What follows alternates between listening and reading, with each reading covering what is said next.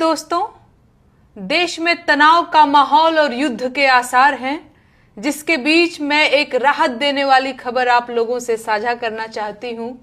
मेरे खिलाफ बीते 30 अप्रैल को फैजाबाद में एफआईआर दर्ज करवाने के उद्देश्य से एक परिवाद दाखिल किया गया था, जिसे मेरा पक्ष सुनने के बाद माननीय न्यायालय ने उसे खारिज कर दिया है। मैं बहुत खुश हूं।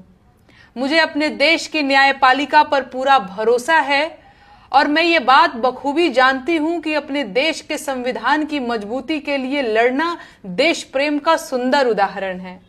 मैं ये भी जानती हूं कि एक नागरिक के तौर पर अपने देश की सरकार से सवाल पूछना एक नागरिक का अधिकार और जिम्मेदारी दोनों है। मैंने अक्सर लोगों को भ्रमित होते हुए देखा है और समझा है कि कई बार लोग सरकार और देश दोनों को एक ही समझ लेते हैं और उन्हें लगता है कि देश की सरकार से सवाल पूछना अपने देश पर सवाल उठाने जैसी बात है, लेकिन ऐसा नहीं है। राजतंत्र और लोकतंत्र के बीच यही तो मुख्य अंतर है। राजतंत्र में राजा जनता से ऊपर होता था और उसका काम जनता को नियंत्रित करना होता था, लेकिन लोकतंत्र आने के बाद ये व्यवस्था उलट गई। लोकतंत्र में जनता सरकार के ऊपर हो गई और जनता का काम सरकार को नियंत्रित करना हो गया। राजतंत्र में राजा मालिक होता था और जनता उसके अधीन होती थी, लेकिन लोकतंत्र में जनता मालिक है और सरकार उसकी सेवक बन गई है। और सच यह है कि जनता का काम सरकार से उसके कामों का हिसाब लेना है, सरकार की चापलूसी करना नहीं।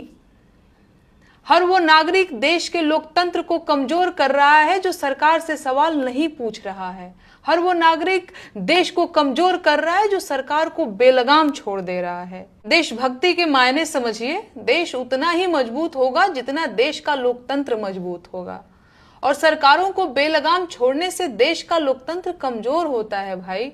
ऐसे में आपका कोई भी ऐसा काम जो आपके देश को कमजोर कर रहा है वो देशभक्ति नहीं है।